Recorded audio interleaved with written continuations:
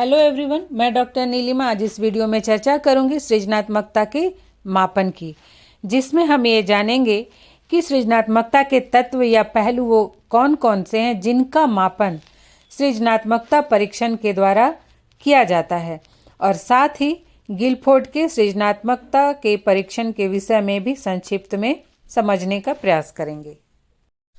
और सृजनात्मकता क्या है, उसकी प्रकृति या प्रक्रिया से संबंधित भी मैंने वीडियो बना रखे हैं। यदि आपने उन्हें नहीं देखा तो डिस्क्रिप्शन बॉक्स में उसके लिंक दिए हुए हैं, आप वहां जाकर देख सकते हैं। इसके अलावा बीएड के कोर्स 1, 2, 3 और 5 के सभी टॉपिक्स के वीडियो मैंने बना दिए हैं, जिसके लिंक भी आपको डिस्क्रिप्शन बॉक्स में मिल जाएंगे। आप वहां जाकर देख सकते हैं। इसके अलावा micro teaching, teaching skills, lesson plan कैसे बनाते हैं, प्रैक्टिस टीचिंग के एग्ज़ाम की तैयारी कैसे करते हैं, या फिर बीएड के सिलेबस का हिंदी ट्रांसलेशन आपको चाहिए तो भी उसके लिंक आपको प्लेलिस्ट में उपलब्ध हो जाएंगे। आप वहां जाकर देख सकते हैं और मेरे चैनल को सब्सक्राइब भी कर सकते हैं, जिससे आपको मेरे आने वाले वीडियो के नोटिफिकेशंस मिल सकें। तो आइए शुरुआत करते हैं। सृजनात्मकता का मापन या परीक्षण। सृजनात्मकता का शाब्दिक अर्थ हम देखते हैं। सबसे पहले इसे हम अंग्रेजी में क्रिएटिविटी कहते हैं, और इस शब्द की उत्पत्ति केरे शब्द से मानी जाती है, जो कि यूनानी शब्द है, जिसका अर्थ है अस्तित्व में आना। अस्तित्व में किसी नई चीज, वस्तु या विचार का आना ही या लाना ही सृजनात्मकता है। विस्तृत रूप में जब इसका प्रयोग करते हैं तो इसका अभिप्राय योग्यता, चिंतन, कल्पना शक्ति इत्यादि से होता है। कुछ मनोवैज्ञानिक इसे साहसिक चिंतन भी बताते हैं या नए रास्ते पर चलना भी बताते हैं। अब सृजनात्मकता में कुछ तत्वों का, कुछ योग्यताओं का या फिर व्यक्तित्व के कुछ पहलुओं का मापन किया जाता है। सृजनात्मकता में छात्रों की जिन योग्यताओं का मापन करके उन्हें अंक प्रदान किया जाता है वे हैं प्रवाह या धारा प्रवाहिता, लचीलापन या नमनीयता या विविधता, नेक्स्ट है मौलिकता, और उसके बाद है विस्तार या विस्तारण। गिलफोर्ड ने इसमें और 2 तत्व या घटक जोड़े, संवेदनशीलता और पुनः परिभाषीकरण। इसे हम संक्षिप्त में समझते हैं। प्रवाह का तात्पर्य है अनेक तरह के विचारों की खुली अभिव्यक्ति, जैसे कि प्रश्न के अधिक से अधिक उत्तर देना या समस्या पर अपने कई सुझाव देना। जैसे अगर किसी व्यक्ति को एक समस्या बताई जाए तो उस पर कई तरह के सुझाव वो दे सकता है। नेक्स्ट है लचीलापन, नमनीयता या विविधता। लचीलापन का अर्थ है किसी समस्या के समाधान के लिए विभिन्न ढंगों या तरीकों को अपनाना या बताना। इसमें यह देखा या मापा जाता है कि व्यक्ति समस्या का समाधान कितने तरीकों से कर सकता है। नेक्स्ट है मौलिकता। इसका संबंध चतुराई या फिर असामान्य तरीके से सोचने की क्षमता से होता है।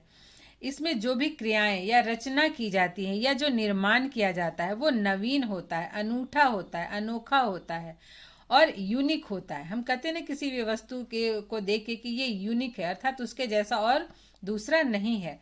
तो रचनात्मकता या सृजनात्मकता में जिसका भी निर्माण होता है, चाहे वो वस्तु हो, रचना हो, वो यूनिक होता है और वो उपयोगी भी होता है। क्योंकि अगर निर्माण हो और वो उपयोग के लायक ही ना हो तो वो बेकार है, निरर्थक है। नेक्स्ट है विस्तार या विस्तारण। इसमें विचारों को बढ़ा चढ़ाकर विस्तार करने की क्षमता आती है। इसमें व्यक्ति ऊंचे ऊंचे विचारों को संगठित करके उसका अर्थपूर्ण ढंग से विस्तार करता है तथा नए विचारों को जन्म देता है। अब गिलफोर्ड ने जो 2 और तत्व जोड़े, अर्थात वो अपने सृजनात्मकता परीक्षण के द्वारा जो और तत्वों का, योग्यताओं का मापन करते हैं, वो है संवेदनशीलता। संवेदनशीलता का तात्पर्य किसी समस्या या वस्तु या विचार से होने वाला बोध या अनुभूति है। व्यक्ति किसी समस्या या वस्तु के विषय में सूक्ष्मता का किस प्रकार बोध करता है, ग्रहण करता है या अनुभव करता है, उसी के आधार पर वह कार्य करता है या उत्तर देता है या समाधान बताता है। अर्थात हर एक व्यक्ति को किसी भी वस्तु या समस्या को देखने का अपना अपना दृष्टिकोण होता है।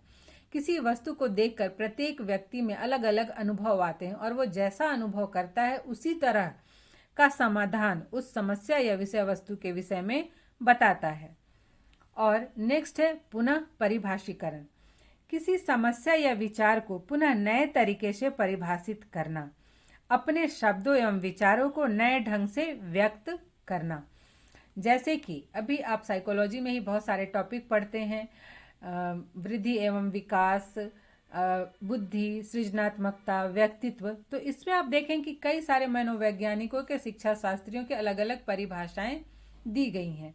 तो इसमें जो मनोवैज्ञानिक हैं या शिक्षा शास्त्री हैं वो उस टॉपिक से संबंधित, उस समस्या से संबंधित अपने विचारों को अपने शब्दों में परिभाषित करते हैं, अर्थात उसे पुनः फिर नए तरीके से परिभाषित करते हैं।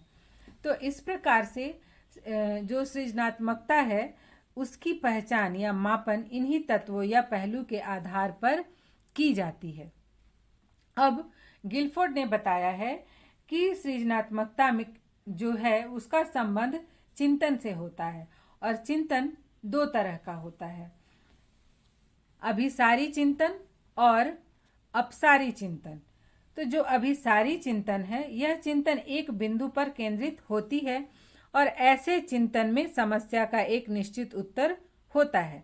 जैसे कि यदि कई व्यक्ति हैं और सबसे यदि एक ही क्वेश्चन पूछा जाए कि झारखंड की राजधानी कहाँ है, तो उन सब का आंसर एक ही होगा, अर्थात सबका उत्तर एक बिंदु पर निश्चित होगा। लेकिन यदि कई व्यक्तियों से कहा जाए कि झारखंड के विषय में अपने विचार बताइए, तो सबका आंसर अलग अलग होगा, ये एक बिंदु पर केंद्रित नहीं होगा। इसमें जितने भी व्यक्ति होंगे सब अपने अपने तरीके से वो झारखंड के विषय में अलग अलग बातें बताएंगे। तो अभिसारी चिंतन है जो एक बिंदु पर केंद्रित होता है, और अपसारी चिंतन है जिसमें किसी भी प्रकार, किसी भी विषय या किसी समस्या के बारे में जो भी विचार है या जो भी सोचने का तरीका है वो अलग अलग होता है। तो गिलफोर्ड ने बताया कि सृजनात्मक चिंतन और अभिसारी चिंतन दोनों ही घनिष्ठ रूप से संबंधित होता है। इन्होंने सृजनात्मकता की माप के लिए एक परीक्षण माला विकसित की जिसमें इन्होंने 6 घटक रखे, और प्रत्येक घटक के लिए एक अलग परीक्षण को आवश्यक बताया, और प्रत्येक घटक के लिए एक अलग परीक्षण का इन्होंने निर्माण किया। और गिलफोर्ड तथा मैरीफील्ड ने जो परीक्षण बनाया वो परीक्षण महाविद्यालय के छात्रों के सृजनात्मकता के परीक्षा या मापन के लिए थे, अर्थात इनके जो परीक्षण थे वो कॉलेज के छात्रों के लिए बनाए गए थे। इनके परीक्षण को GMCTCS कहा जाता है, अर्थात Guilford Merrifield creativity test for college student. Merrifield उनकी पत्नी थी। इन्होंने अपने जो सृजनात्मक परीक्षण माला है उसके द्वारा जिन योग्यताओं का मापन किया, या इनके द्वारा निर्मित जो परीक्षण है उसके द्वारा जिन योग्यताओं का मापन करते हैं वो है संवेदनशीलता, अर्थात किसी भी विषय वस्तु या समस्या को आप किस प्रकार से देखते हैं, किस प्रकार से उसके विषय में सोचते हैं, अनुभव करते हैं, और उसी के आधार पर आप उसका वर्णन करते हैं। इसमें कोई समस्या दी जाती है जिसका वर्णन करना होता है। फिर है नम्यता या विविधता, अर्थात किसी भी कार्य को करने का तरीका या ढंग, कि किसी भी कार्य को आप कितने प्रकार से करते हैं, किसी भी समस्या का समाधान आप कितने तरीकों से करते हैं। प्रवाह, अर्थात विचारों की खुली अभिव्यक्ति, कि किसी समस्या के संबंध में आप अपने विचारों को किस प्रकार अभिव्यक्त करते हैं। मौलिकता, अर्थात जो छात्र द्वारा निर्माण किया गया है, रचना की गई है, वो कितना यूनिक है, कितना अनोखा है, कितना अनूठा है। विस्तृतीकरण, अर्थात समस्या से संबंधित विचारों का कितना विस्तार किया गया, उससे संबंधित कितने तरह के विचार आप सोच सकते हैं। और पुनः परिभाषीकरण, अर्थात समस्या को आप फिर से कैसे परिभाषित करते हैं, वो परिभाषा आपके अपने शब्दों, आपके अपने विचारों में होने चाहिए। उस समस्या से संबंधित जो भी विचार आप करते हैं, जो भी आप सोचते हैं, अनुभव करते हैं, उसे अपने संबंधों में फिर से परिभाषित करते हैं। तो ये था गिलफोर्ड का सृजनात्मक परीक्षण। आज यहीं तक, मिलते हैं नेक्स्ट वीडियो में।